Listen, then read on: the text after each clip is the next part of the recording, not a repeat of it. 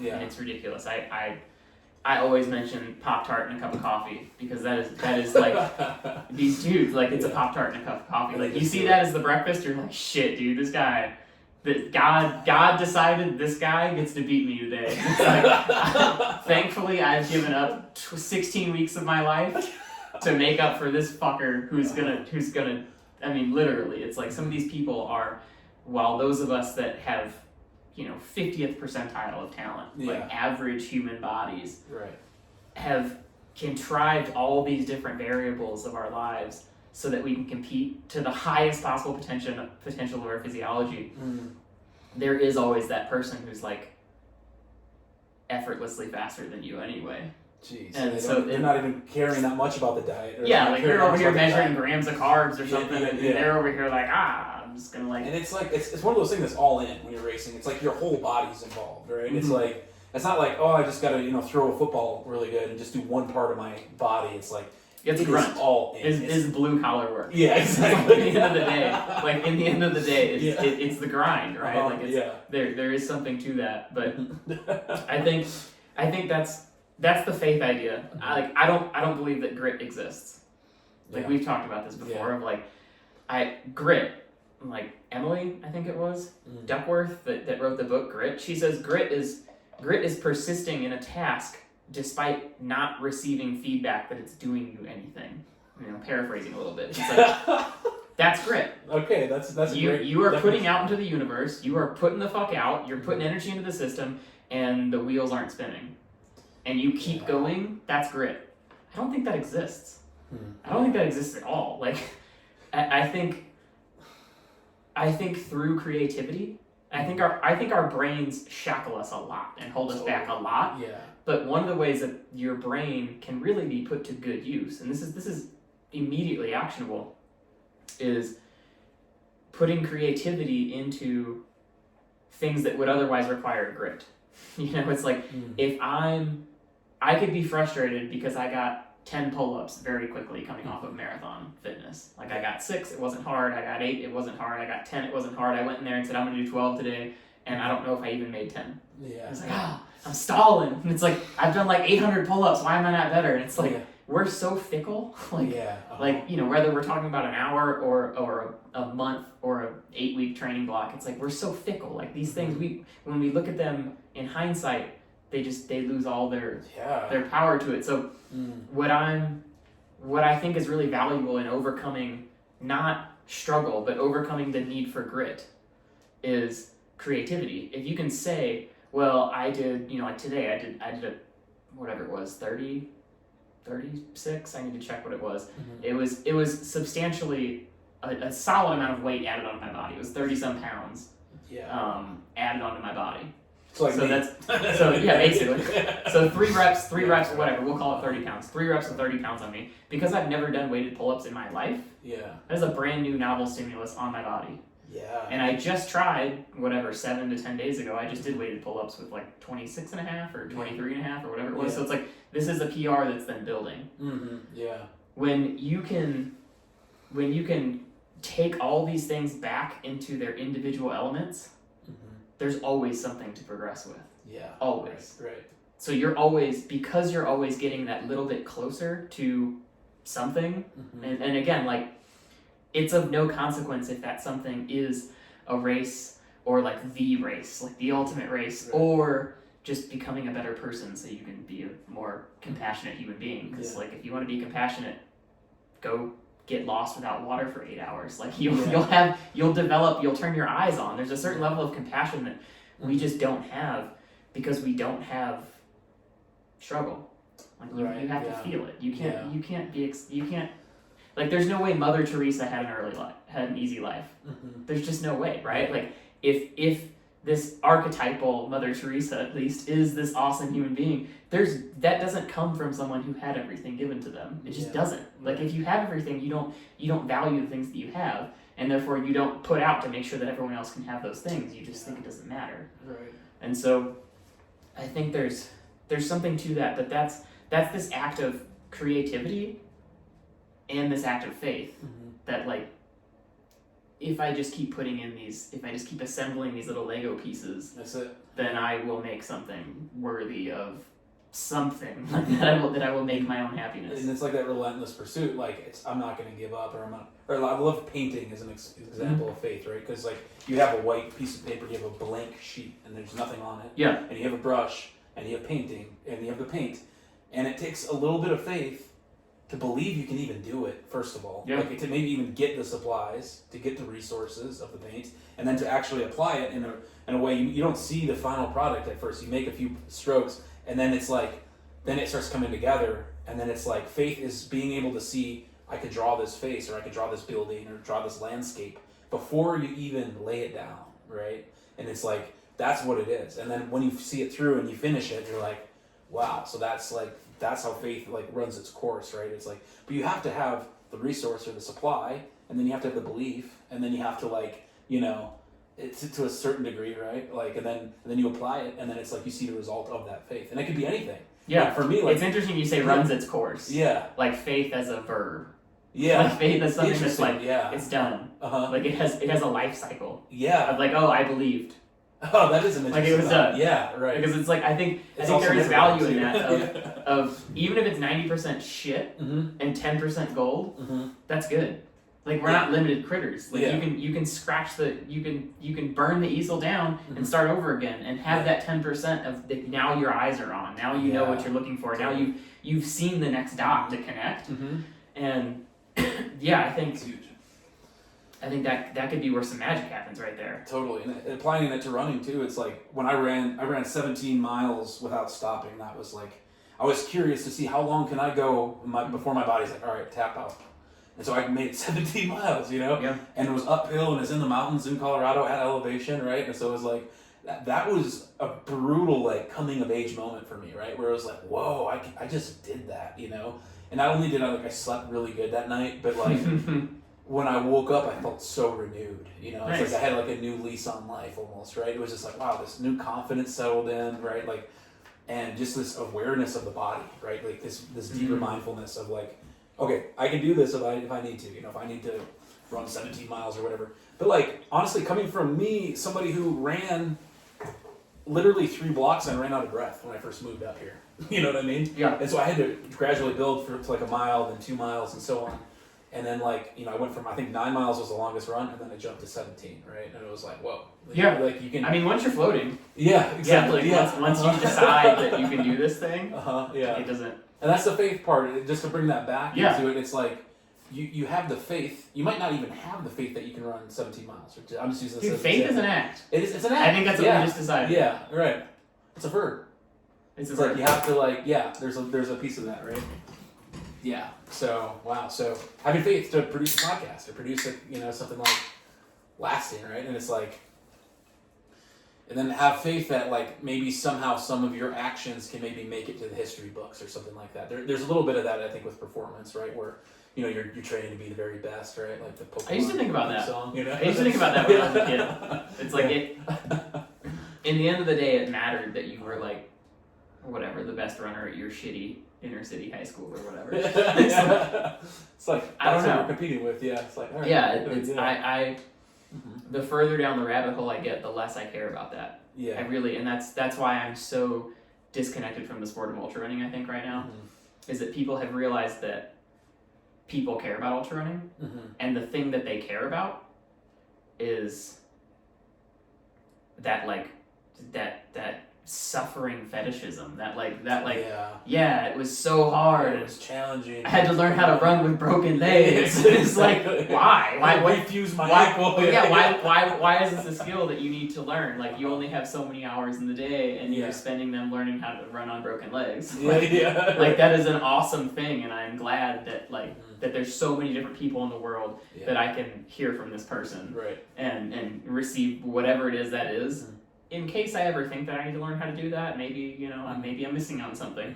But yeah, I think this idea of faith as an act is really interesting. That's kind of like what I was trying to get right when we were getting talking here. It's like just walking the path and doing the things. Yeah, right. And I think that is what the athletes have, that the lay people and the academics don't have, because you constantly see, we we need more research to to make any conclusions, or like, well, it's not really proven, or it's a hypothesis right now. And it's like, there's people that know, and the people that know, they don't need a whole method of it. They don't need all the contrived things there. Yeah, right. But totally. Yeah, I mean, so I think that's probably the magic. I think that's how athletes end up a decade ahead of everyone else, is that they're able to just do that. But I think that same thing could apply, like you were talking about, then the like loop of faith was completed, of like you're done with the artistic creation there. And you leapt out of your comfort zone, and when the end result settled, good, bad, indifferent, whatever, it's like it was finalized. Yeah. And it was like it was an act. It was a. It's like period, whatever. Right? Yeah. Yeah, exactly. Yeah. It was confined. It was like, you put a period on it. Yeah. You're done. Yeah. And I think that's an interesting thing, because we all have to deal with other people. And other people are in an infinite number of those acts right now as we're engaging with these people. So we have to, the faith in other people that we would have is you have to let them be 90% shit and 10% gold. Yeah. And that really shouldn't bother you, I don't think. Right.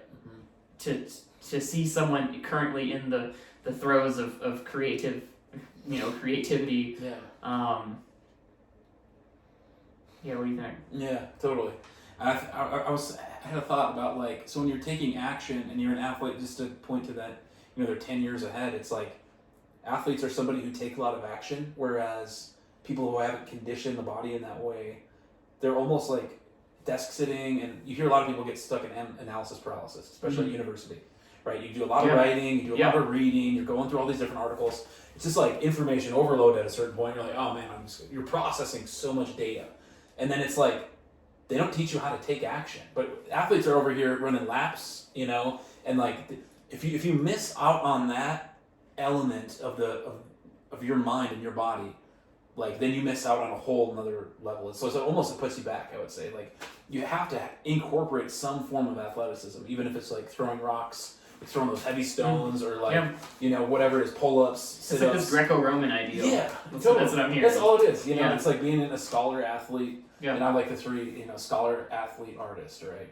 I think, one of these old Stoics said, be a scholar and an athlete. And it's like, also be an artist, is what I would say. I would add to that, right? It's like, also create. Also, instill your unique spark of consciousness into it. Like, don't limit yourself in that capacity. Because if you're just a scholar, you're reading what other people have already done, said, thought. And so you're reading through their thoughts, which is good because it gives you a framework. But then there's another element of, there's only one you. In the Book of Kings, there's a cool story about Solomon, and he was told that, since you've asked for wisdom, I have made no one like you before, and I'll never make anyone like you again. Right? So it's like, when you're like Solomon and you have that desire, like, I want wisdom, God, I don't want the money or the girls or anything like that, or the kingdoms or the power. He's like, I just want wisdom, right? And when he was clear on that, it was like, oh, okay, you want wisdom? That's what pleases the heart of God or the universe or the Creator. And it's like, boom, I'm going to give you that, and I'm going to give you everything else too, because wisdom is like, to me, that story shows that it is like one of the highest valued things in the universe. Like, for people to have wisdom, for people to cultivate wisdom. And it's going to look different for every walk of life, for every heart, depending on, conditions and circumstances, right? But if you have wisdom, it'll help you walk through that season of your life, right? To some capacity, It's like, okay, I know that this works, I know that this doesn't work, It's like, I know that this is good, I know that this is bad, this is... Oh yeah, discernment. Medicine is poison. It's wisdom that's beyond knowledge. Yeah. It's not intellectual that you're talking about. Yeah, exactly. If it was intellectual, everyone could like you. Just give you books or something. Totally, yeah. And that's great, too. That's a piece of the puzzle. But it's like, it is that part of, God saying, I will make no one like you, and then there's never been anyone like you before. So it's like this individualism. And I think we can apply all that to everyone's life. If you're willing to take up that, wow, like, I am a unique, one-of-a-kind specimen. Like, the same genetic code hasn't been found in the world, and it will never happen again because of the odds and the sequencing and the way that it happened. And the timeline. And the timeline. And the right? people. And the people and the moments. And the and microbiome. And the, yeah, you know, exactly. where they drunk that night or whatever it is, you know? Yeah, there's no way. So there's no one. But yes, you're a man, I'm a man, you know, there's a whole bunch of men, there's a whole bunch of women, but when you break it down on a distinction level, everyone has their own unique thing, you know, even dogs, like, they might have a certain coat of fur that's like a certain color, right? It's like the genome, although it's like those are 2 border collies or those are 2 German shepherds, it's like these little genetic choices that happen in there make you one of a kind. And that, now if you accept it, then I feel like that also catalyzes your growth and your experience, right? To really tap into that, wow, I'm one of a kind. I'm not just like Jack, Jane, and Jill or whatever. It's like I'm this unique specimen of a soul, you know, incarnated on this planet, or however you want to say it. But then when you accept that, then you know, kind of rise the standard a little bit in your life too. I would think, you know. So scholar, athlete, artist, right? You incorporate these 3 things, these 3 archetypes, and then it helps to like enhance some quality of your life. I would imagine. When you have to, it brings. I'm thinking about the 90-10 again. It's like it brings you back to that. Like you have to be willing to be wrong. Yeah. Like totally. you have to be willing to be wrong. If you never went against the group, then your unique snowflakeness, to the extent that that's even a thing, is totally gone. Right. Yeah. Like you could have contributed some. Oh, that's a good point. Some tiny little modicum of some uniqueness to the tribe, and instead you just got all PC about it and like kept it to yourself. True. Yeah. And now the world is robbed of that, and it's like that does seem like ultimately that seems like an enlightened view of your uniqueness is to say like I'm not inherently a beautiful, perfect fucking snowflake. Totally. Yeah. But I do have a unique set of things that I can offer this, and people smarter than me or wiser than me can then discern wheat from chaff, or the whole you know the conscious collective here can then decide if this idea is worth promulgation or not, and I can slowly discover myself through this. I mean, you really do have to bump into walls to figure out who the fuck you are. Totally, no doubt. And part of that is like taking ownership of it too. Like if you don't take ownership of that idea or that concept, like I'm unique and you know my mind, my consciousness, like I have something unique to bring to the table. If you don't take ownership of that, it might never be realized. Then, right? It's like there's a part of you that has to realize it. Well, you should feel an obligation. Yeah, exactly. Like right? Yeah, you should feel an obligation because like every time you feel, I am a little bit different than the people around me. There's the like angsty, undeveloped, you know, quintessentially like 15-year-old American. I'm like, no one understands me. It's like, because you're unique and you're 15. That's right. like you are actually unique. You are becoming a human being, something different than everyone around you, and you have no ability to explain who the fuck you are or what it is that you're after or what you're doing. How would anyone understand you? And who do you understand? You don't understand you. You're still in the active process of inventing you and refining you and discovering you and really creating you. There's 2 statues that instill a visceral response to me every time I see them. One, reclining Buddha. Every time. Because I am so, like, I am a serotonergic person. I can disappear into the process for years and not think about it. Like, it's part of my charm to me. It's great. And like, there's this moment, you know, where you're meditating, you know, like proper seated meditation on the cushion. You're watching your breath, and you might see 1,000 breaths go by, and it's perfect blue sky. It's not a cloud in the sky. No thoughts are popping up. This is a regular occurrence enough for me. It's like I really can sit down. I've put in a lot of time and a lot of intent into this, but like I can sit down and have clear space for a while, and then there's that coming to. That's even better than like what people think of as, you know, air quotes, the point. Of they think the point is the blue skies, but the point is the coming back to and being like, I've been totally absorbed in the calmness of all this, and I forgot that there's a timer to this. And when I see a reclining Buddha, I think, oh my god, there is like a nirvana. There is like this does ultimately cap out somewhere. And I don't need to intellectually tear that apart any more than that. it just brings me peace. Just like it's a good reminder that like it could lead somewhere, or ultimately the 45-minute timer is going to go off and they're going to ring a nice singing bowl and I'm going to disappear into the sound. It's going to be so nice. Yeah. It's like that moment of it. The other statue or the other icon that always boom instant visceral response, and it's been done a million ways, is the dude carving himself out of stone. You've seen this, where it's a marble whatever cylinder or rectangular prism below his waist, and it's a guy with a hammer and chisel, and he's chiseling himself. So real, because he's both sculptor and stone. Whoever gets credit for that phrase. Yeah, I think that is fascinating because you really are. You're cutting away things. There's things that, like Julia Cameron on one side of this like feminine softness, infinite, universal, whatever, and then this like the happy parts of the patriarchy of like culture and books and written language and like beautiful libraries. not men per se, archetypally, like the leader figure of this, like the structural thing that is repressive but lets us have a uniform language. There's the side that says, well, words are imperfect and we can never really know the other person's qualia, like what they're experiencing.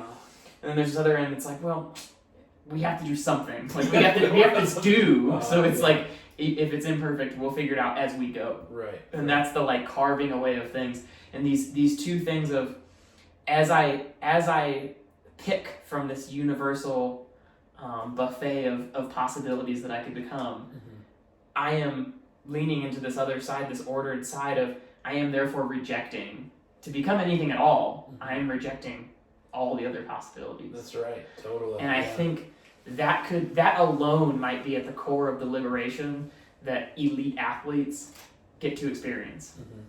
Let's pause. Is that anywhere time? Yep, that was the time right there, but let's renew. I kind of think we should just take bits from this. Yeah. Anytime we got on a good riff, and we'll take notes, and we'll do a whole episode about just those, and we'll use these to leak out like 9 Instagram posts on some page for it. It'll just be like me, you. Yeah. And drop them all out. Cool. And we gotta do some spicy stuff too, or like, just kind of throw some things out there. So just to leave off on that last point you were saying, did you want to elaborate on that anymore, or? I think there's some good ideas where I like the sculpting one. The one I wanted to just say is like the sculpting. So when you sculpt your body, let's see if we can get a shot on this. Like the calf, right? There's so many different iterations of your calf, and if you're conscious, you can kind of sculpt away at it, right? It's like as you run, as you put more miles on your legs, the actual form changes its shape, right? And it's like this muscle here comes a lot more like prominent. Your VMO starts like popping out, looks like a teardrop. Well, the calves are interesting. I think the calf could launch us into a whole ideological thing. Yeah. Because the calf is one of those things where like if you're 18 or 20, and you want to be Mr. Olympia, and you have small calves, you can't be Mr. Olympia. Right. You can't grow them. They are so set in stone, genetically predetermined. That's why there's the meme about like, here's this bodybuilder that does all this calf work and does all these elaborate things, and then next to him is this like 40-year-old dad that does nothing, who's just like beefy, lean calves. And it's like because on the other end you have the elite end of roadrunners. It's like if your calf is bigger than my forearm, you're not gonna run a 2:00x marathon. Period. You're just not. Like the 100% of the people that are in that realm all look the same. They have the same morphology, genetically predetermined morphology. Wow. And that is just that. And so the calf really does. It's an awesome physical representation of the limits of your own ability to sculpt who you are, what you are, what this like. This neat puppet that we all want to act like it's a thing, and it's like you are your body. Yeah. Like I've people do DMT and meet aliens and decide that like I'm God and I met God and like this is all just this transient. This is samsara, right? Like this is suffering. This is the illusion. This is the dream. This is like fuck that, dude. Like this like I am a body. This is like I'm okay with a universal energy that we all share and the idea of God. And I don't think that's in conflict with being a body. Yeah. I think we are so hostile to the idea that like we are animals. Like we are living, breathing, shitting things here. Yeah. And like we're critters. We're mammals. And people do. There's a element of people that want to neglect that, or they just want to do it. Oh well, the spirit, will take care of me, and I don't have to take care of my body or something like. But it's like it's not really a holistic view, because your spirit inhabits your body or your mind, and they've always said that a healthy mind is in a healthy body, right? And it's like, so whatever that concept of mind or self is, however ethereal that might be, how you sense, how you use your eyes to see, your ears to hear, and then your mind to like make mental images, all that processing, that's one part of it. But then the other part of it is the visceral, I'm taking a step forward. I'm moving forward. I'm moving my body through time and space, right? There's this visceral sense of, we are in bodies. We are bodies, And Sadhguru and a lot of these Indian gurus will say, you are not the body, And it's like, perhaps it's a consciousness way of saying like, don't be super attached to things, which I guess I can understand, because if you become too attached, it's like that leads to suffering too. But I think, even in the Christian view, it's like you experience God in your body. Like the fullness of God dwells in you bodily, right? And so if that's the case, then it's like, how much more aware should we become of our body? If God is using us as a vessel to dwell in us, and I got fingers and hands and like ears and all these different like tools within me, it's like the more I surrender and yield it to that universal creator power, it's like the more I'm at service.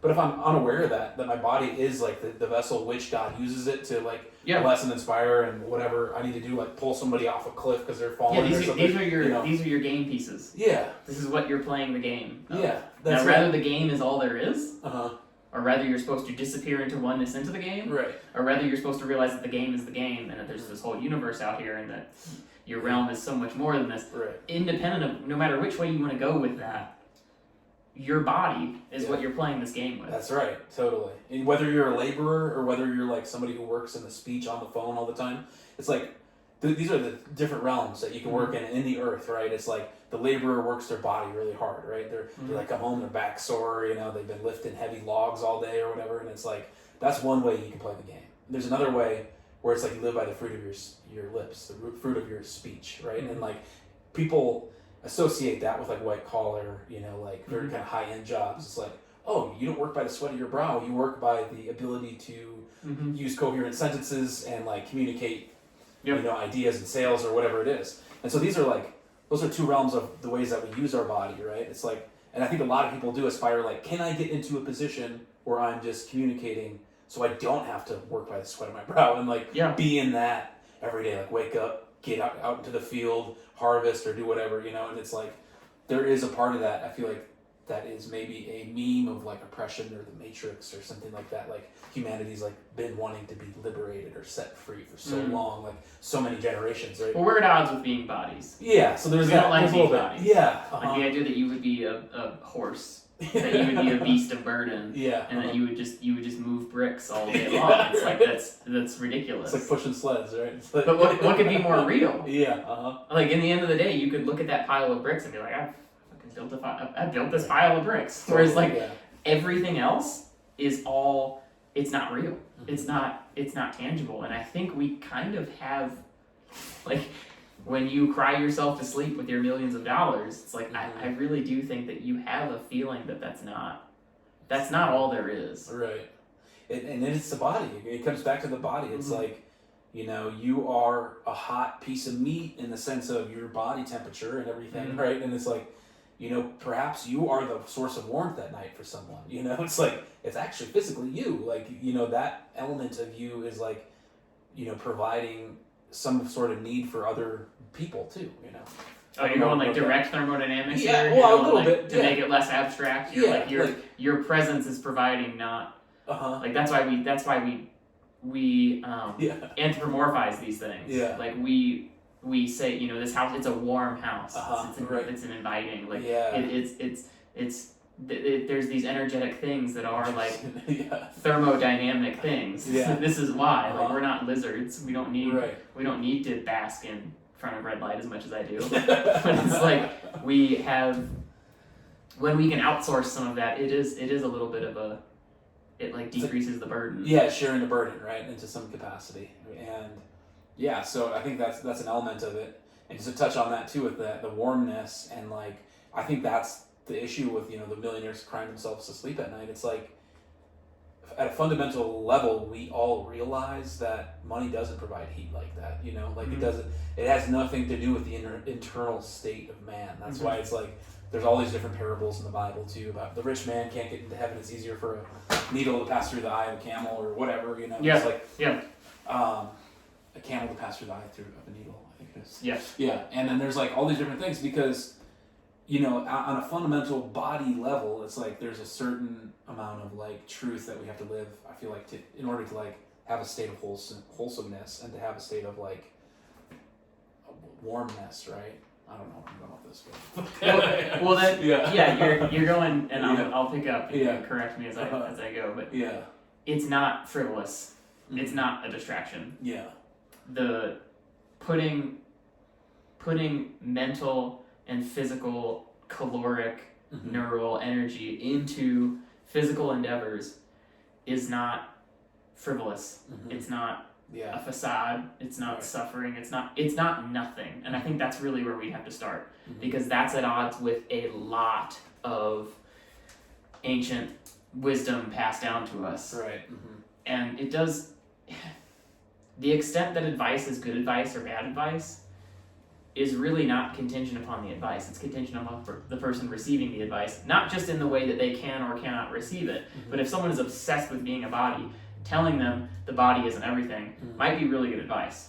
But in the modern world where everyone is so at odds with the idea that they would have a body, be a body, own a body, possess a body, have to take care of a body, is it selfish? Is it not selfish to take care of myself? Like, I'm working 80 hours a week, I gotta support my family, and it's like, or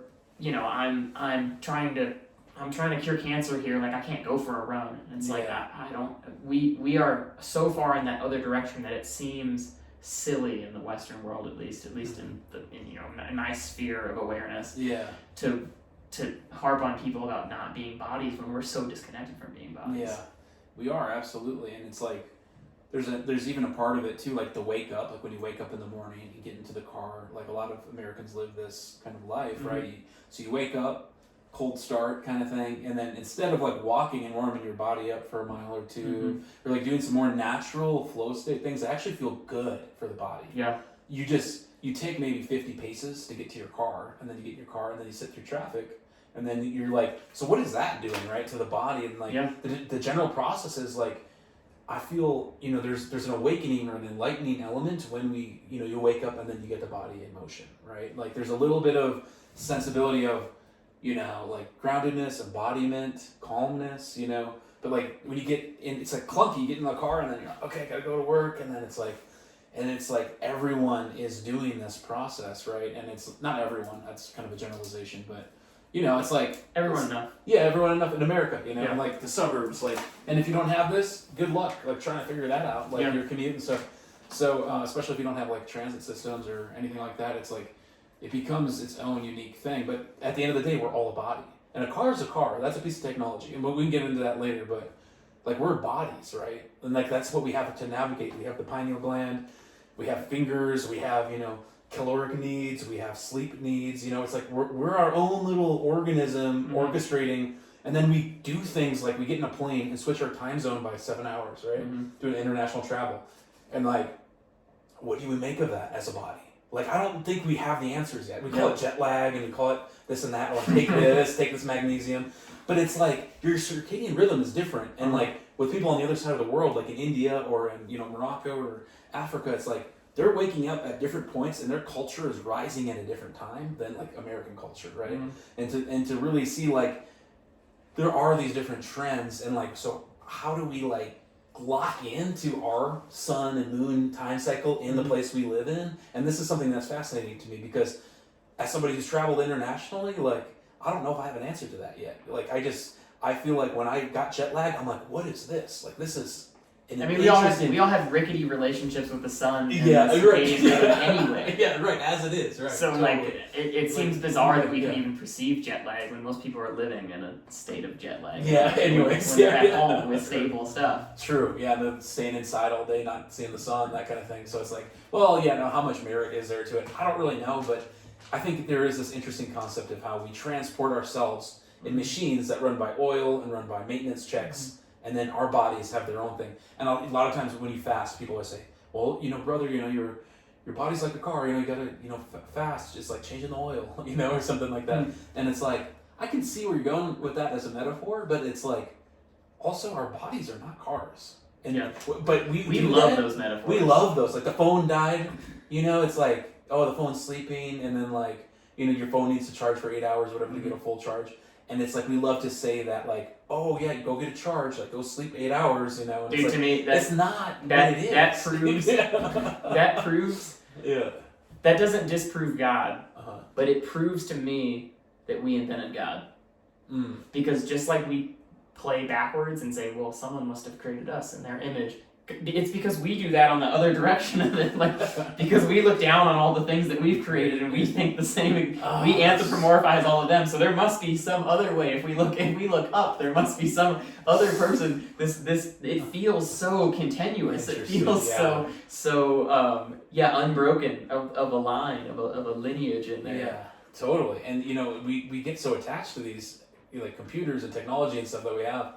It's like we need to relate to it in a way that we live our lives as a body. Yeah. So like we do this stuff subconsciously, like, oh, the phone needs to sleep for 8 hours, or oh, you got to change your oil, so you need to fast. And it's like, yeah, but also it's like, what is, you could even ask yourself, like, what is the end goal of like this human experience, right? Some people, they talk about the resurrection, like, we're going to be resurrected into glorious bodies, so don't worry about it too much here, like you're going to get it all there. Some people work so hard on earth to make it, work for them, to make a system or a process that works. And it's like, everyone is going around in circles trying to figure out their thing in their body, right? And it's like, we get all these tools, we get cars so we can go further distance, we get, electric bikes or whatever, and we get all these different tools, but at the end of the day, we're a body, right? And it's like, we have to take care of our body in a body way, like, I don't know, like, and our consciousness sits in it and is living in it and expressing and like, coming up with, and so, I don't know, to me, I wonder, like, I do a little bit of running, a little bit of this, a little bit of that, little painting, video, photography, and I'm, like, using all the different tools I have to, like, be creative and, like, and bring some value to the world, hopefully, and it's, like, but at the end of the day, it's, like, I realize, there's this mystery of life, like, Christ in you, the hope of glory is what they say in the New Testament. It's like, okay, so God, Christ is in every one of us, and we're all realizing itself, through our interactions with each other. And like, that would be like the hope of actualizing glory, whatever that word would mean to you, but it's like, glory is considered goodness, or like a foundational sense of like good vibes or good energy, right? And so, yeah, I don't know, it's interesting, like to attain that in the body is like, I don't know, maybe some kind of end goal or something, I don't know. And everyone has their own route to try to get there, because everyone's obviously out there racing after something. You go to any intersection in America, people driving, they got somewhere to be, mad, road rage, it's like, there's this energy of like, we gotta get somewhere, but it's like, why don't we just be happy where we are, It's like... Yeah, the level of anxiety in the average person is hard for me to understand. I know that makes me sound like I'm pretentious on some ivory tower or something, but it's something that I've given thought to. Yeah. Like I have to think that if the average person was just, really, my ego has to think this, that if people did the same thing that I would do, that they would end up with the same results, that I'm like nothing special. Like there's some part of you that wants to hear that validation that like you're working hard or you have some secret sauce that the people, if they just knew. But I think there's some neurochemistry to back me up here, that if the average person, they wouldn't have low-grade anxiety if every day they felt like they were moving a little closer to something. Yeah. Or at least over time, they would be able to live with that little bit of like activation energy. Yeah, right. And, which is indiscernible from anxiety. That's okay. You could just change your relationship to what you call that. Yeah. Which is exactly what we're talking about. Anxiety as an embodied experience. Right.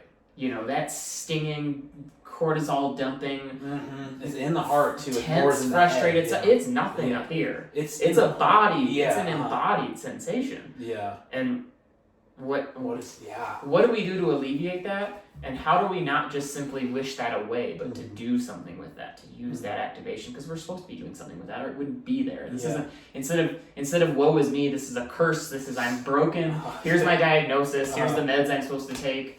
You know, they make the world gray, but I take them anyway. It's like, I think you're supposed to have that. Like, I think you're supposed to have that part of you that's like, fuck, what have I done today? And it's an impulse to act even too. And like, I've explained this anxiety to a lot of people who have it. It's like, it's a fear of what's about to happen, right? Some people don't have the best like circuitry of trust when they were babies, right? So this kind of goes back into psychology. It could be. You know, so there's a little bit of this. So the one of the main circuits that's programmed is trust and fear. If you breastfeed, if you're really close to your family, you get a really strong trust imprint. If your parents are gone, if there's like there's fighting or arguments, it's like then that becomes more anxious for the baby, right? Or let's say you drop the baby off at daycare like a week after they're born, right? And they don't get that close, touch, right? Yeah. So there's a little bit of that, I think, with the trust and anxiety. But then how you break through anxiety is to expect good things to happen. Instead of like, oh, this guy's gonna punch me, or like anxiety is this like feeling of something bad's about to happen, right? And it could be maybe an interaction, maybe you embarrass yourself, maybe it's a social thing. So there's all these different elements of it, but at the baseline of it, it's like a fear of something bad about to happen. Whereas trust is a circuit that something great is about to happen.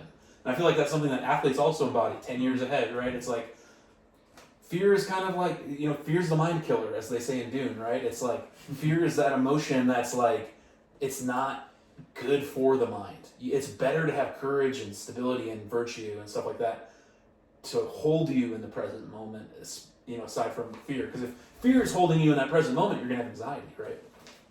So I feel like, and if there is anxiety, if it is like you're feeling it in the body, a way to get rid of it, maybe it is the running, maybe it is the activation, using your body, doing something hard. I mean, I have to wonder if when we had to go find water, if that wasn't enough to just dispel our anxiety. Yeah. Because they know nothing about food and nutrients and all this shit. It's like, if that wasn't enough just to like shake that little bit off, so that we could be perfect tried pack members here. Like I do wonder if that's enough. Because it does seem like it's kind of back to the basics, right? I don't know if that totally.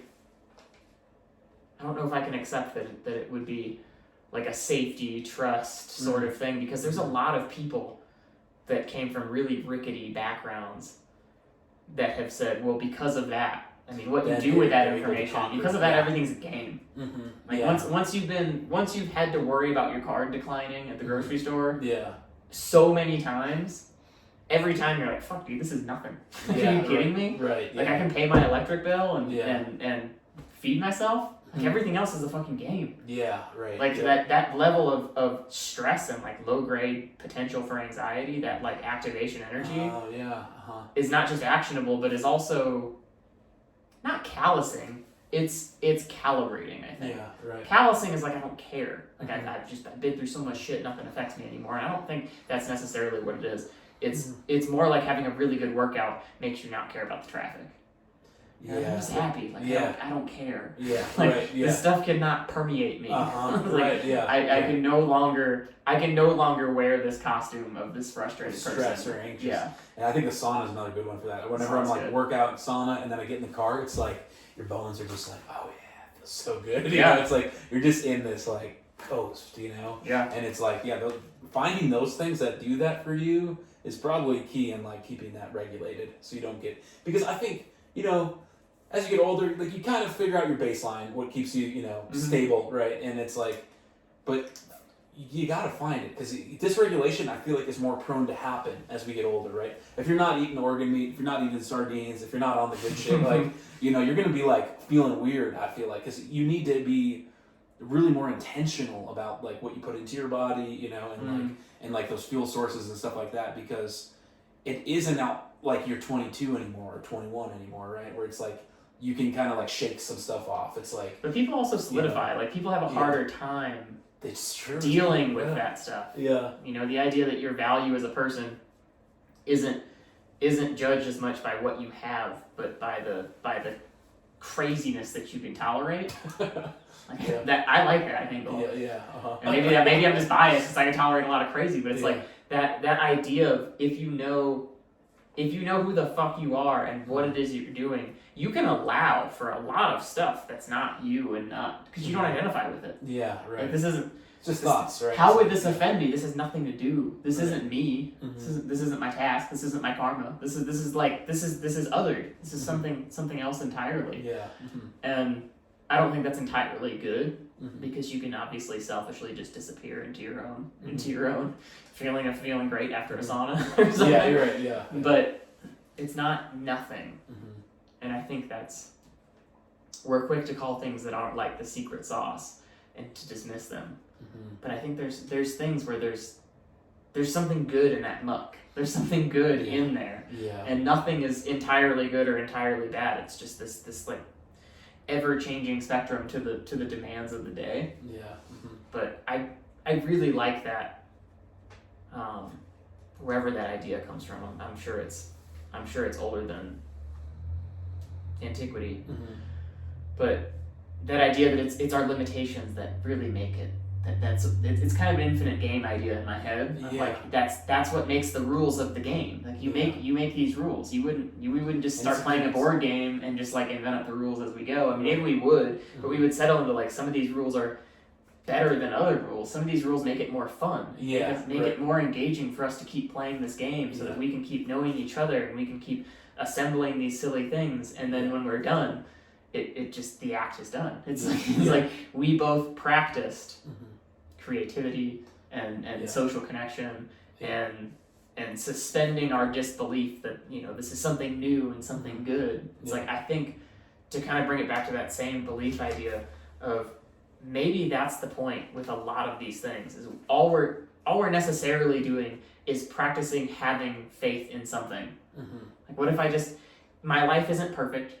I don't have all the answers now, which means there's something that I don't believe in right now that would make my life better. Because if you assume the ideas are out there somewhere, which I do, I mean that's an act of faith. I have no proof of this. I have no reason to believe this other than it just seems to make sense. There's an infinite number of possibilities. Most people can agree with that. So why that means there are some good possibilities, and we can just grab one good one at a time. And if it takes me 1,000 shitty ones to get that good one, who cares? This is the cost of doing business. Like I can't. I can do, and that could have a problem, or that could lead to just getting distracted with all that. That sounds like proper suffering from a Buddhist standpoint. But a little bit of discernment and a lot of doing seems like the appropriate amount because there's just so much good. There's little gems in these little pockets, and they're not all in these big loads of them. It's in these little pockets surrounded by crap. It's the glory of God to conceal a matter, and it's the glory of the king to seek it out. Right? That's a proverb, and it's like that could be God conceals the cure to cancer. God conceals something, right? And it's the glory of a king or somebody royal stature to be like, hey, I'm going to figure this out. There's an answer for this somewhere, right? There's an answer for absolving anxiety on an individual level, not just like a broad, like, oh, take SSRI, it's going to heal you. There's a natural nature-given way. It's like, maybe it's looking at a river. Maybe it's like sitting and meditating by a river. I mean, like, look at how the water flows without resistance, and it's like, and start to do that to your own mind and like, wow, what does it look like if my mind doesn't have resistance and learns to like be like a river, right? If that was written today, it would be a scientist instead of a king. You think so? Yeah. They didn't have science. Yeah, right. Science is 600 years old. Yeah, right. Like post-Renaissance, post-Enlightenment, whatever. Like science is, maybe you could trace little bits and pieces of it a little further. 700 years, we'll do that. That's nothing. Yeah.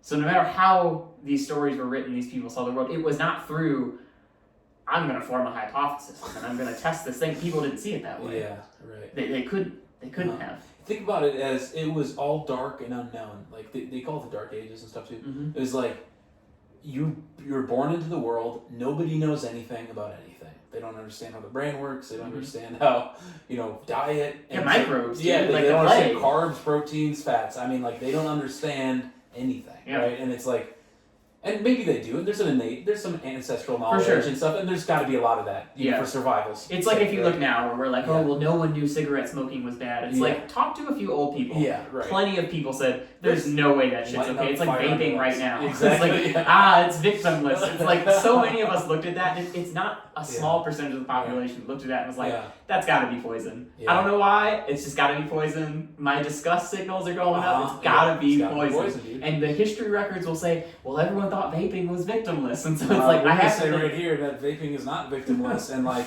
it's sad, but people are dying from it, and it's like that's a real thing, and like it's silent deaths because you don't realize it, but your neighbor's vaping, your coworker's vaping. Well, and it's all these different layers. Like there's a whole bunch of things that can happen, and you're young, so everyone gives you grace. So it's like you'll figure it out, and it's like, but you never know. Like somebody might be on it for too long, and then it's like by the time they put it down, it's too late. So, and I think what happens with death in general is like a lot of times. It happens because of things that happened behind closed doors, like people weren't aware that they were smoking or doing vape or whatever, and popping different types of drugs. Death is all about the unknown. I feel like we don't really know what happens to cause it, right? And it's also kind of a taboo to talk about, but people somehow get sucked into it in silence, like people don't know, or like they didn't have the education to know. And it's like, if somebody only told them smoking was bad for them, you know what I mean? And it's like some people never get the message.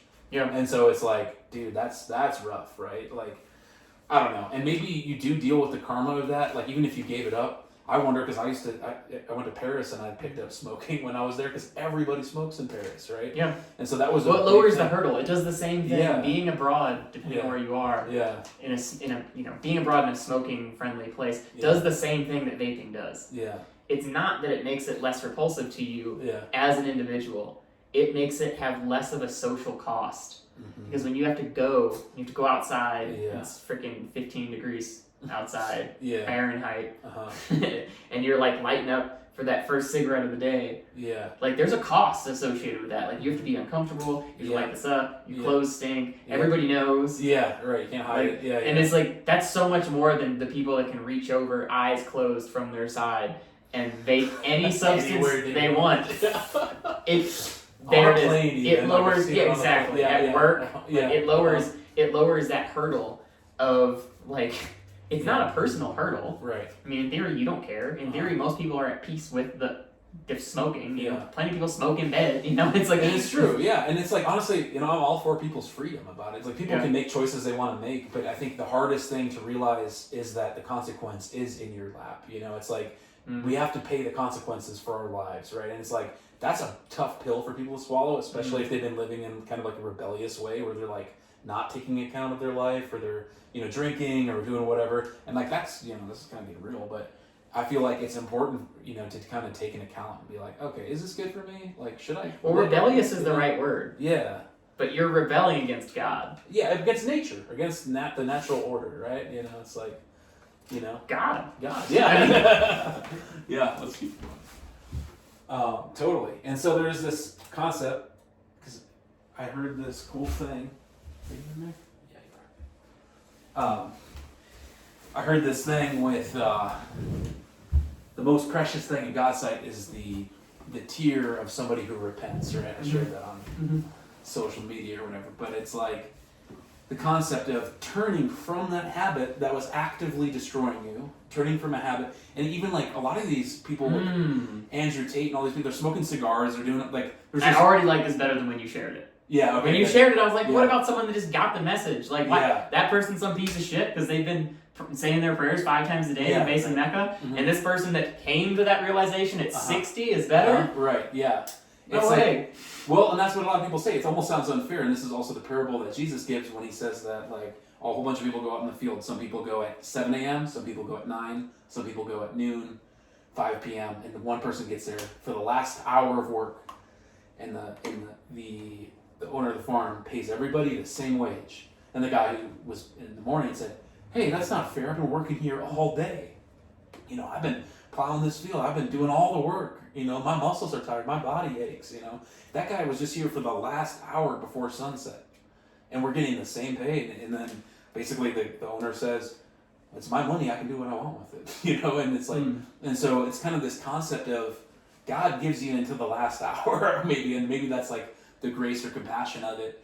And it's like, it's hard for us to explain in our worldly minds. It's like, well, that doesn't seem fair, but like the way that the Creator looks at fairness is different than how we could ever see it. You know? Well, that's what makes you say they weren't looking at this scientifically. Yeah. They were looking at this as a relationship between people. Between people, yeah, right.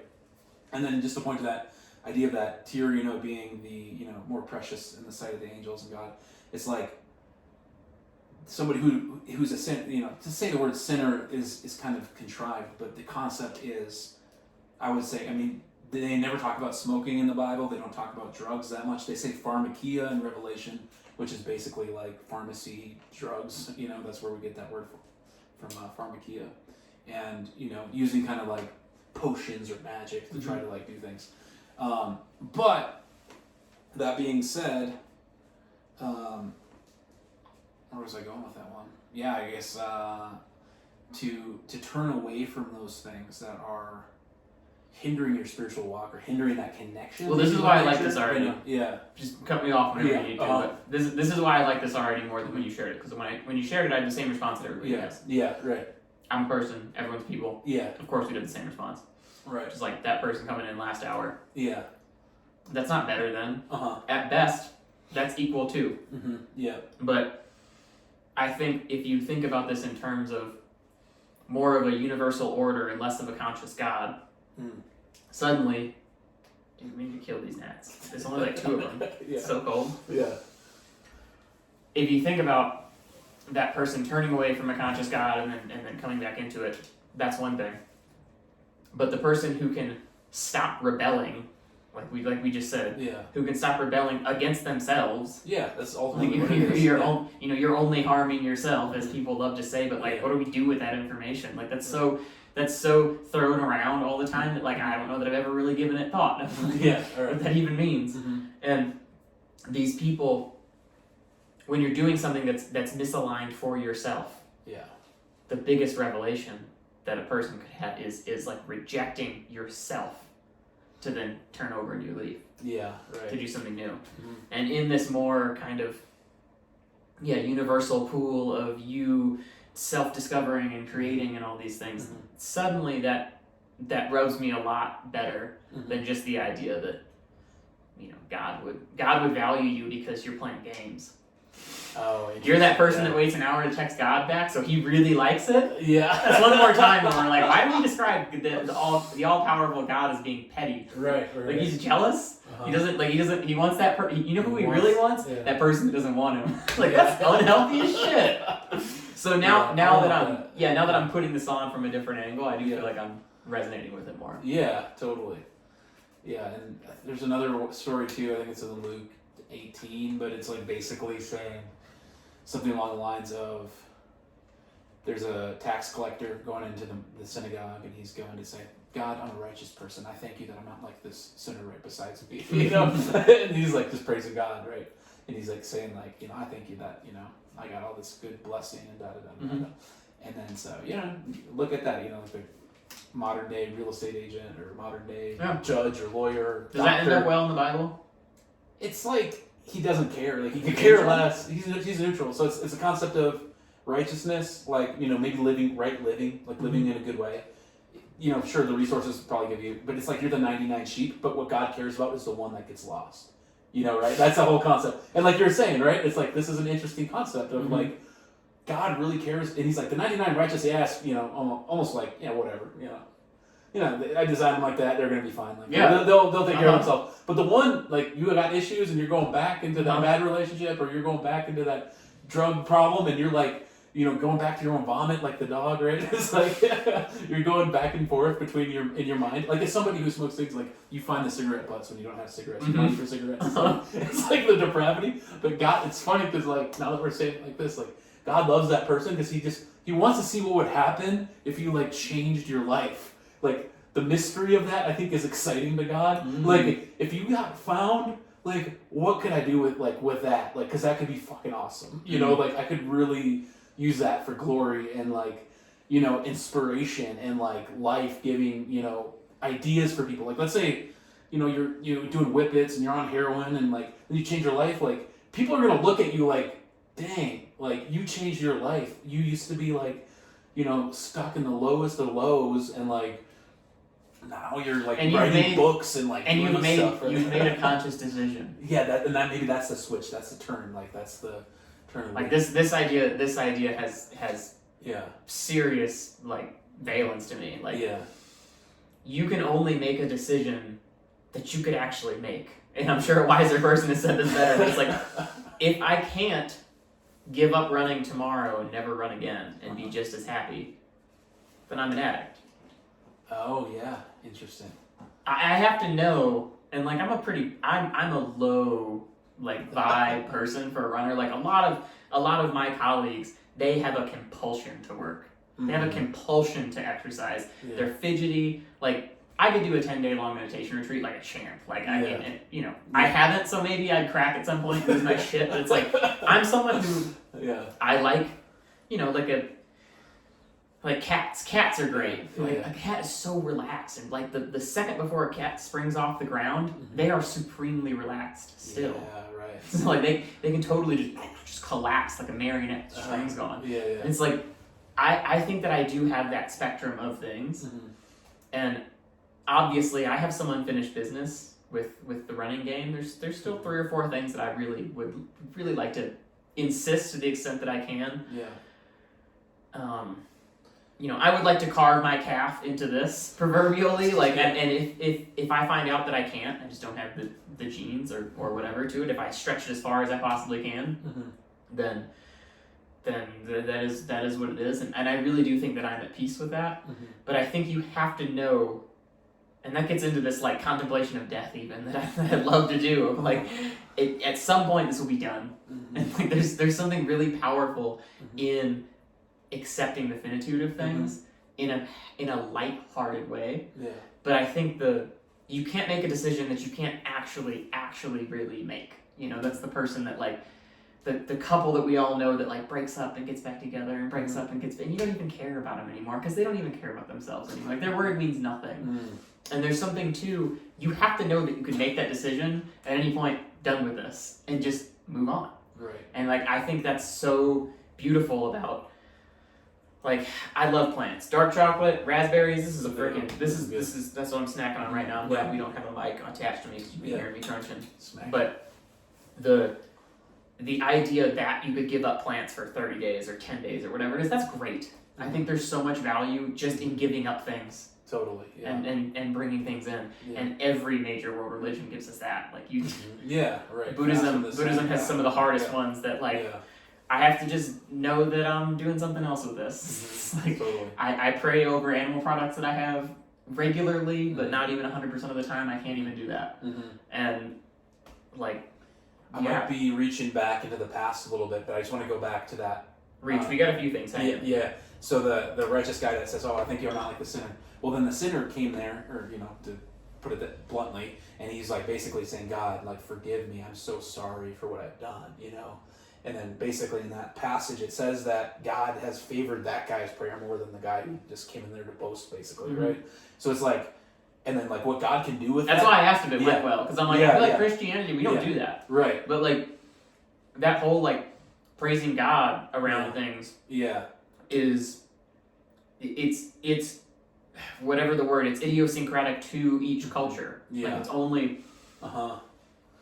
praise be to God means something totally different in every single language. Totally. And then in every single dialect, and then in different regions. And the context in which you say it, like when you're hanging with friends, and praise be to God, this salsa's awesome. You're in like a Mexican place, it's like, why are you saying it like that? It's like people would be like, that's so weird, but it can be one step up from a Merry fucking Christmas. It can be like, from like total properly using the Lord's name in vain here, of throwing it under the bus for what you have. With this. And it's interesting, it is finicky, but I feel like in the Arabic language, just to go down that vein a little bit, like they're not really scared to say, like, invoke God and everything. It's like they brush their teeth, inshallah, they go out the door, inshallah, God willing, like, help me get there, and it's like, and then it's hamdulillah, like, when thanks be to God, when things go well, and it's like, but having that constant thing, it was something that my brother and I noticed when we were in Morocco, and it was like, this is like a huge part of their, you know, honor and system and like how they communicate. And we don't have an equivalency of in English or like that.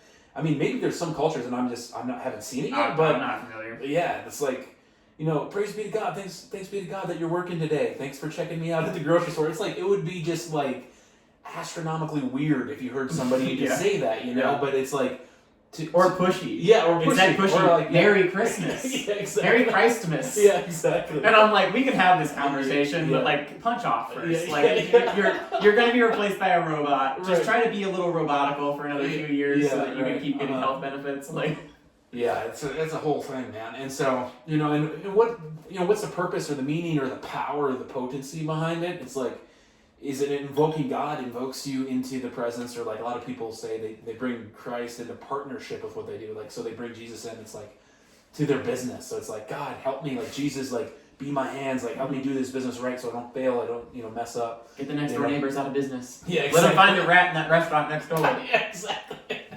And it's like, you know, and then, you know, but in Islam they have different ideas, like you can't take partnership with God, but like in Christianity it's like they partner with Jesus to do stuff. And I think I'm gonna so like there's a whole thing there. You know, it's January now. Yeah. I'm heading to Saudi Arabia tentatively. Yeah. Late February. And so I'm diving down the Arabic rabbit hole. Looking like this, I'm hopeful that a little bit of reading comprehension, you know, maybe like a 3-year-old would be a good place to strive for. Lawrence of Arabia, have you seen that film? Yeah, you gotta see Not in my adult life. Yeah, you gotta see that one. That's but I love asking Christians why they pray. Because you could spend an hour talking like why? Like why? Like if God has a plan, why? Who are you to even ask for things? What could you possibly ask for? Like make this load lighter? God gave you the load. You need this load. Like give me more. Like the fetishism of pain, the like toxic masculine. Like yeah. It's like that's not good anyway. It's like I gave you enough. Like you're supposed to learn the lesson with this. Why are you? This is asceticism. This is further from the mark, not closer to it. Just because you're closing your eyes and bowing your head or something. So that's a fun thing for me to ask Christians is why do you pray? Because I'm genuinely interested. The thing with Islam and going to a Muslim part of the world, I'm so excited to try to pick up the energy of Alhamdulillah. It's like okay, what did he mean? Yeah, right. Like thankfully I don't speak the language, so what did he really mean? Yeah. Like what if I'm just looking at the body, the posture and the inflection of what is this person actually saying? Because we don't say it. It's like is it boastful? Like I'd be happy if it was. Yeah. I'd be stoked if it was. If it was like because I mean me looking at this and diving into you know summaries of the Quran and stuff, like it feels so appropriate that the race that I would be doing would be an 8-hour race in packed sand with obstacles on, you know, runnable terrain and rolling hills, because those are things that very, very favor me. Like you put me in the desert, you put a few obstacles to get rid of the fast people, you make it longer than 3 hours to get rid of the people that are like really, really good marathon types. Yeah. Long enough, but not like 15 hours where it's just a grind. It's like it's my perfect sweet spot. And it's the sweet spots that I didn't deserve. Like I didn't work for these things. Yeah. And I've busted my ass for however many years, more than 15 years. Yeah. And like I've developed everything that I have, and I'm putting in work. 2 days a week I'm doing these 7-hour crazy days where I'm active on my feet, I'm pushing, I'm pulling, I'm building tissue tolerance to really to fully express what this vessel can do over that distance. Yeah. Wow. But I am thinking about it regularly, if not daily, as all I'm trying to do is amplify the things that I've been given. Yeah. I have a knife, and I'm sitting there sharpening it. Most of the world doesn't even have a knife. Yeah. Right. And this is a knife fight. Yeah. And so, like, I really can, from my heart, in a Christian fall from grace gratitude that a piece of shit like me could even be at the table, all the way into this, what I'm imagining as this Arabic idea of, like, God gave me everything. Yeah. Like an actual, like a little bit more swagger. And like I'm excited to see if any Arabic people approve or disapprove of the idea that it's like on a spectrum of swagger. It's at least further towards swagger than the Christian like prostration kind of thing. I am lesser than I'm a fallen critter, but I have found grace. It's like man, grace is hard for me. It's like, but Well, like God gave me all this stuff, and I'm getting into this culture, and so it's like in my head, I'm just talking mad shit, and like I'm alhamdulillah, and I freaking mean it, from my heart. I mean it as much as anyone has ever meant it, because it's like God gave me all these things, like the universe, my parents, my upbringing. It's like I have all these things, and I can't say that I worked for all of them. I'm just, thanks be to God, right? You fight me for 6 hours, I don't care what the venue is. Yeah. Well, here's another thing with the prayer and like, does it work? It's like, play with it. That's what I would say is like, see if it works, right? And like, maybe when you're running, like what would a thought or an intention or prayer being like a request or something, like bringing it up to the throne room of God, right? It's like the context of it. And it's like, I don't know, like see, like maybe just make the request and see, right? And it's like, is there any merit to it, right? Because there's a part of me too that sees it as like, well, it's cause and effect. Like, a lot of people say, well, God can't really interfere. Like if you kick your toe against a rock, it's gonna hurt. Like, and if you try to like pray, like, okay, I'm gonna kick my foot against this rock, but it's not gonna hurt. Like that's not really gonna be how it works. Or you could even say like, chop your hand off. Well, I'm gonna pray that it doesn't chop my hand off. Well, it's like that's not really a cause and effect, right? It's like there are certain laws that happen in a certain order, right? And so that I'm right there with you in that sense of like, well, how far can a prayer move a mountain, or how far can the prayer take you? And I had a friend who was like, he went to go swim with the dolphins, and then when he was out there, because these dolphins were swimming by, and then he was coming back, and the waves got really strong, and then he was like, he said every breath was a prayer, like he didn't know if he was going to make it back to the shore. And I was like, whoa, that's an interesting concept, right? Like being caught out because you got so excited to go swim with these dolphins, and then like you're coming back, and then it's like, good luck, like this is insane and this is intense, and like every time you can get air, you're just trying, you're just praying with every stroke that your body can take you back. No. Yeah, right. So in that story, he was like telling me like every breath is a prayer, and I was like, wow, that's powerful. It's like. Yeah, like when it's like your life is on the line, right? It's like you probably pray harder, if the ship is sinking and you're like, oh God, it's like you would pray for a lifeboat or something quickly to, appease that, like whatever is going to happen, right? But a lot of times we don't have to think about it until we get put into a position where it's like we got to pray, right? And that's the whole thing too. It's like there's not a lot of preemptive prayer, like maybe some people are good at it, but like. Yeah. Like when the van got stuck when we were on the pilgrimage route in Shemaiah, I was like, I didn't like start making my divine request until it happened, because I thought it was going to be, whatever, will be fine. But it's like, oh God, like, help, and it's like, it's humans though. That's the other thing though. Yeah. It was the fact that a human lived right there, and another human was on ATV smoking a cigarette, and like. Oh, humans for the save? I thought you were going to say human, like it's the human condition. You take things for granted. You just can't possibly open up your heart and your mind to be grateful for every single thing that works out. Well, no, you can attribute it to, those were humans, but my point is like, God, you worked through those humans. Like, they could have had their hearts totally shut off. Like that guy that was out there. Like, most people do. And most people do, right? And maybe, like, he was fixing her solar panel. If he didn't have the heart to fix her solar panel, no one would have been there that day, and then he was a connection point to that. Otherwise, I would have felt like 8 miles both directions, no phone service, no house, no person. No living person, no phones, or like you can't call anybody. So what are you gonna do, right? So the context of that just being like, yeah, there is some, when my mind was in that state of holy shit, I need help. It like sent like a signal. Like I wanted, I feel like it was like a beam like to the universe, right? Like ping, like I pinged it with no cell service, with nothing but my brain and my hands, and like distress signal to the universe, I need help, like send a spaceship, it's like, you know what I mean, like there's a little bit of that, and so I don't know, it's like we'll do a whole episode on Shimayo. Yeah, totally, we're gonna do that for sure. But anyways, so it's like, yeah, how far does the prayer go? Or like a Kanye West lyric, do a thug's prayers reach? It's like there's also this context of like, if you're living a bad life, like does God even hear you? And like in the book of Proverbs and Psalms, it's like God turns his ear away from people that are like wicked and doing bad things. And so it's like maybe prayer doesn't work if you're not in that alignment of like what's good for the will of God, or like this guy Matt Kahn says, the will of life. See, like I kind of buy into this. The highest so, expression of life, right? If I were to intentionally pray, it would be with the intellectual understanding that there is an immeasurable amount of goodness and badness for me to partake of. Yeah. And by praying, I am turning my eyes on Yeah. to find these things. That's it, right? You know, you find you're in the wilderness and you find your first mushroom, and suddenly on the way back there's hundreds of them. Right. It's like there's the wiring in your brain fires in that certain way that's as Amanita muscaria and looks at this Mario mushroom, and then your eyes are on. But and they were off before. Right. The mushrooms existed. Mm-hmm. And I kind of think that That's prayer is point. calibrating what you're after. Yeah. Which is why, like, right now I'm really trying to work this receptivity.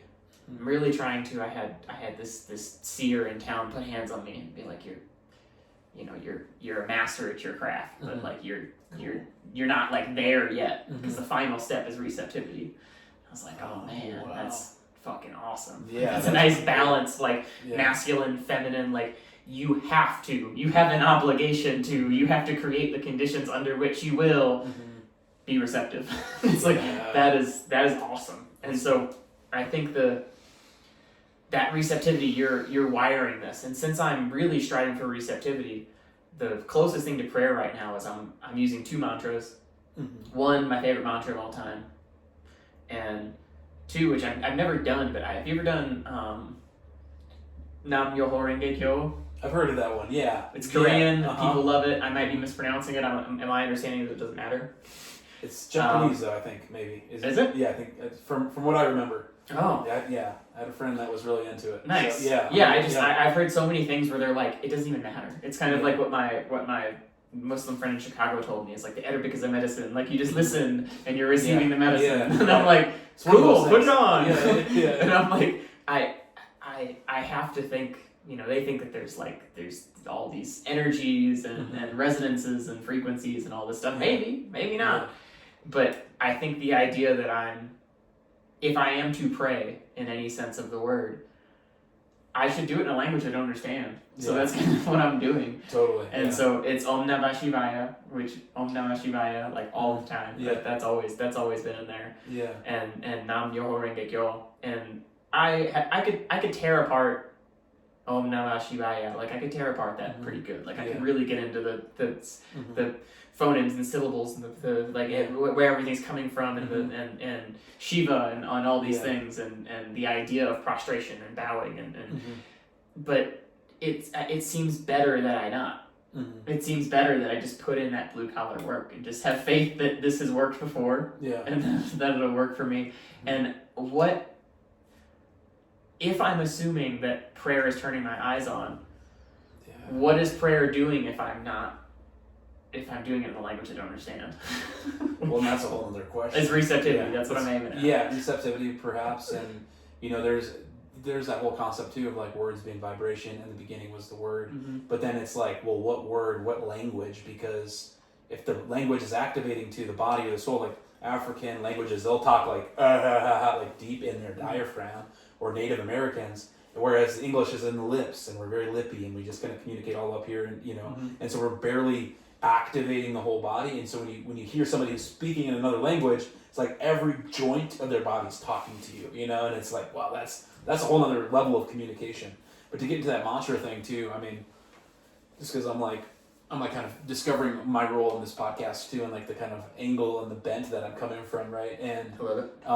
But one of the things is like, you have to like see the language as it's a medium, right? So if you're speaking English, that's your medium, right? If the English never does a vibration of like salam or like om, like more of these like whole consonants and vowels, it's like, we're just like, we're so lippy and in the head, and it's almost expressive just in our language, like especially people who are pretty verbose. Like, I mean, English isn't very old. Yeah, and it's like it's like a spellcaster's language. Like, there's a lot of sorcery and a lot of different stuff like that in it, like just embedded in it, right? And so it's like these older languages, like Arabic, like even just saying assalamu alaikum, it's like peace be upon you, and it's like it sounds fluid, it sounds like liquid, it sounds like graceful, or say shalom, in Hebrew shalom, it's like It's That's really always felt good. wholesome, and we say peace,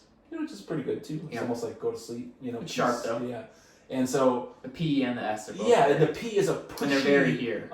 Yeah, and like whenever you got microphones and you do the P, it's like so loud, just immediate, But yeah, I wanted to talk about I was gonna say the English. I mean, the English itself is. I'll just pick that up. Yeah. It'll come back to you. Yeah. Mm-hmm.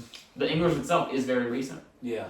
So it makes sense. This is a language that's been, it's an Enlightenment language as we know it. So it's like it's been bespoke. It's been designed. Yeah. To see the world the way that we are. It's a language just like scientific jargon. Yeah. About myofibrils and beta oxidation and cleaving hydrogens off of things and all these really deep things that it's a language to talk about a very specific thing. That's right. Yeah. Mm-hmm. English is a language to talk about a very specific thing.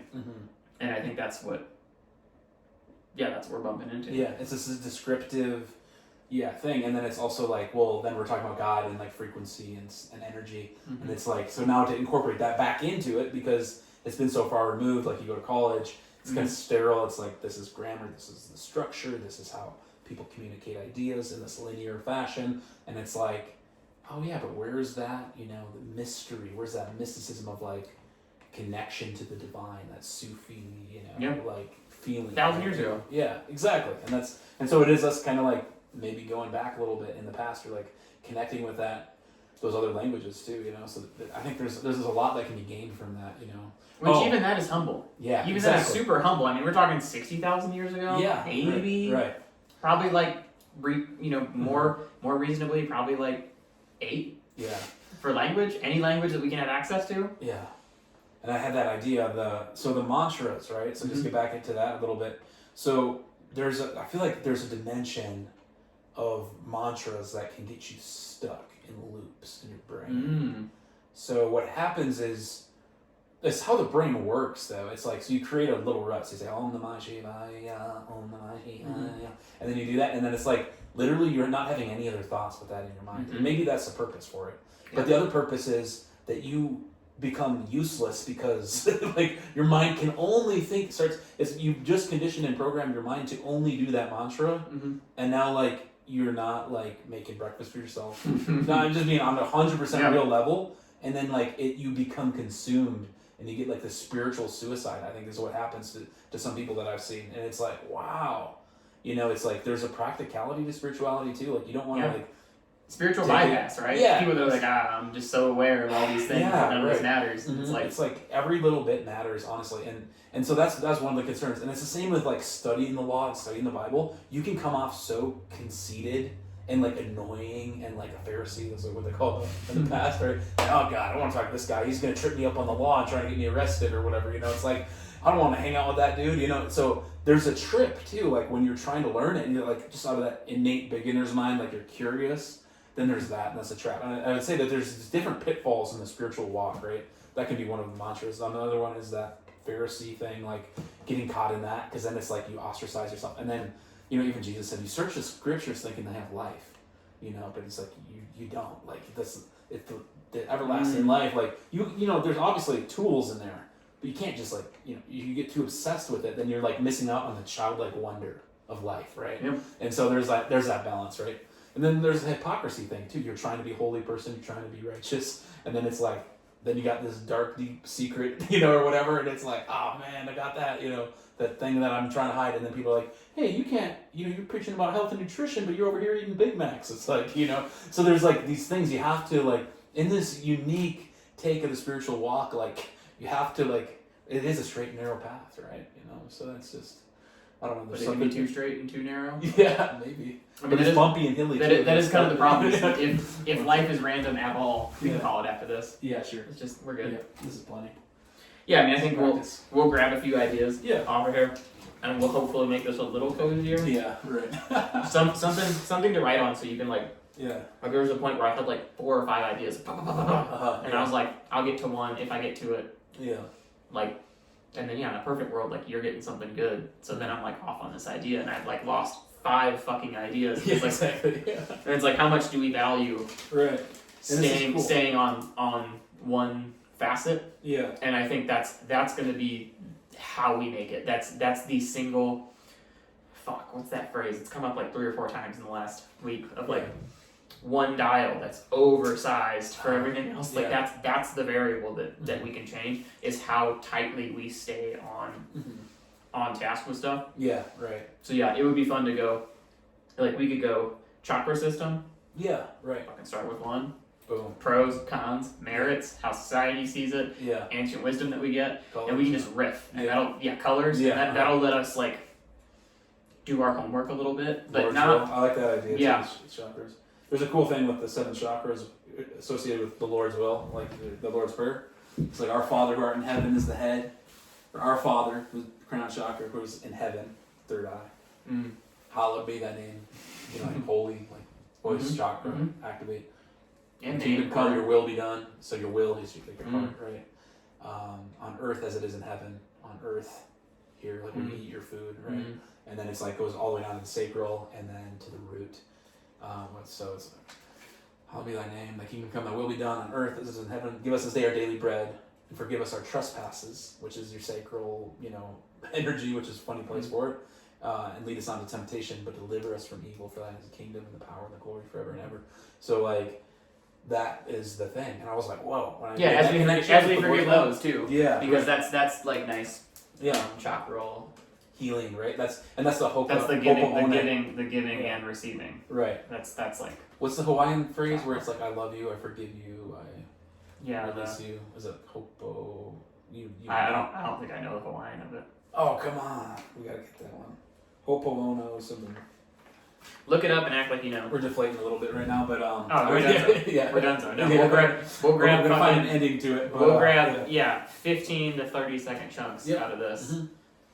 That are separate things. Like there were 2 points where we got to really good points that if it was me talking to a camera, I would have never fucking got to. Yeah, totally. And I feel like same for you twice that I noticed, because I like had that mindful moment of coming into it and being like, that's the fucking point. Cool. That's the title of the episode. Yeah. Like that's the title of the episode that we never could have written until we recorded it because it didn't exist. Yeah, exactly. We connected these 2 things, and that was the moment where it fucking connected. So if you can grab one preceding moment and that moment where it like suddenly became sweet, then we can leave nice. these out. Cool, awesome.